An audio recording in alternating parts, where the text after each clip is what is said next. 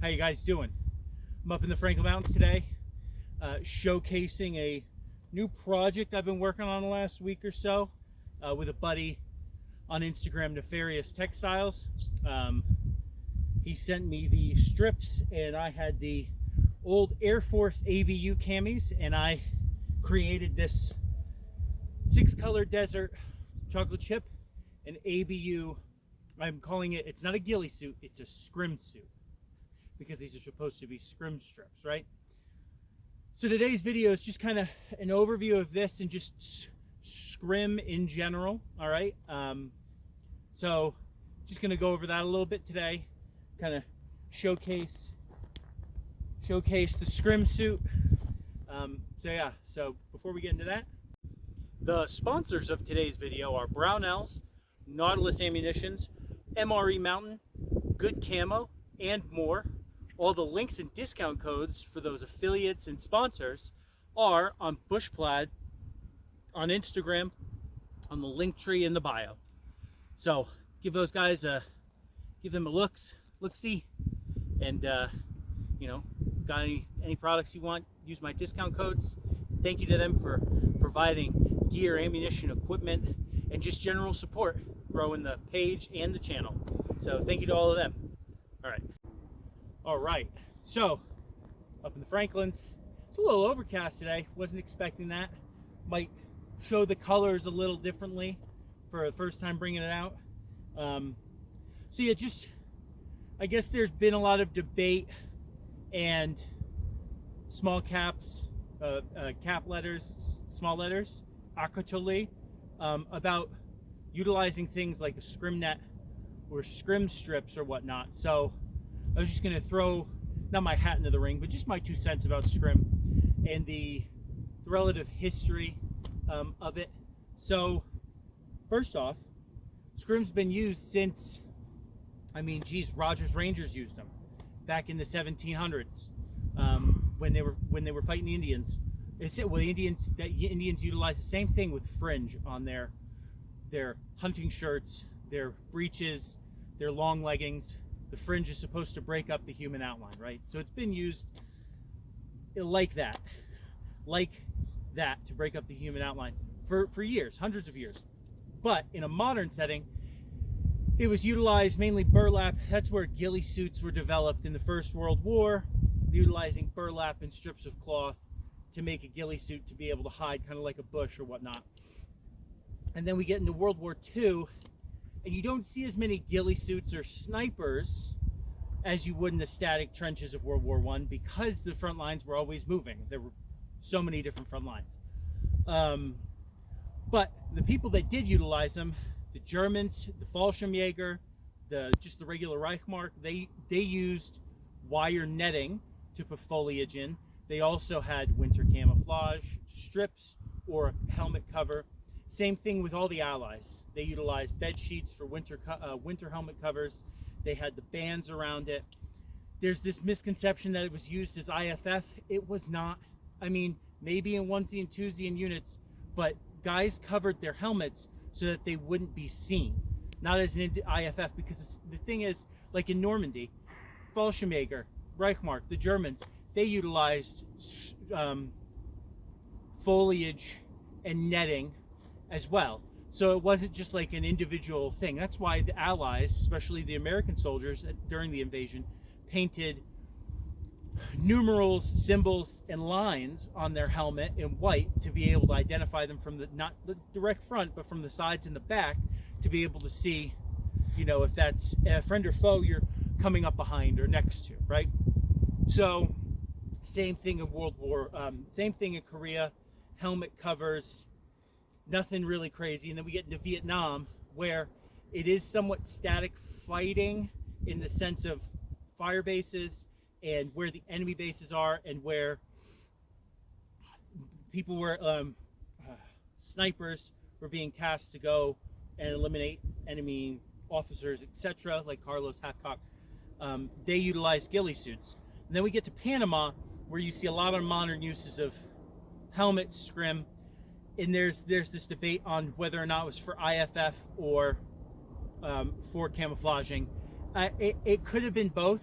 I know that, you know, the Cuban soldiers and the Panamanian soldiers that were there had the same type of helmet coverings. They covered their helmets. So to say that it's a specific IFF thing is just far-fetched. It's a reach. And then now we get to today, where you're seeing it utilized in Ukraine. It wasn't necessarily utilized as much during the war on terror because of how rocky and urban and whatnot it was. In like in urban environments, there are a lot of straight lines and darker colors. So today we got people making scrim strips, scrim netting, scrim helmet covers, scrim pack covers. What's the usage for it? In today's setting, it all depends on your environment, because the main problem with scrim things, whether it be this or a netting, is it gets caught on things, branches, sticks, fences, pokey things, name it, more easily than like a pack cover or just your regular cammies. The caveat to that is it's desirable because it breaks up your outline. It breaks up the natural shape of your body, especially when you're in a static spot. You could wear this while you're moving. Granted, if you're moving between different environments, it's like putting foliage on your gear. If you're moving between different environments, you're going to look out of place depending on how far you go. Now, thankfully, here in the Franklins, it all looks the same. So I'm not too worried about that out here. But that rolls into why I made this. I had a spare set of, or just an old set of Air Force ABU cammies that I've had for years. Buddy Nefarious Textiles. He saw that I liked 6-color chocolate chip, asked me if I wanted some scrim strips, and so I spent the last week and a half. It took me about 5 or 6 hours to do it all. Make the holes, cut them, tie them each individually. They're all hand tied on. What is this? What would this be utilized for? This specific environment. Maybe once we move back east, I could use it during the fall time. It may be too gray because this kind of blends with the rocks. It may be too gray. Oh well. But there's not a problem with having multiple sets for multiple environments, especially if you're in an area maybe like here where I am, where I've got so many different places I can go to that are different colors, and I need to utilize different camouflages and gear, etc. So, Scrim Suit, scrimmed boonie, top, bottoms. I didn't strip the bottom part of the pants because of moving along brush and stuff. You don't necessarily, that's about as high, maybe waist height, that's about as high as the stuff you're going to encounter here is. So you don't want it to necessarily get caught on and leave a trail of cloth, which is an anti-tracking thing, a tracking thing to not leave a trail of stuff. So that's why it's all mainly on the top, the spot where you'd be exposed walking, or silhouetted a bit, help break up your outline, right? Just to make it not as much of a human shape.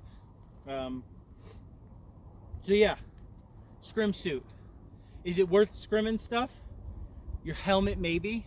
I would maybe do a helmet cover and actually tied on strips and not just a net, because one part of that net gets caught and it could get yanked and torn, pulled off, impede your movement, etc. Something like this. I don't know if I'm going to add burlap to it and kind of actually turn it into a quasi, like an actual ghille suit. I'm not 100% sure yet. We'll see.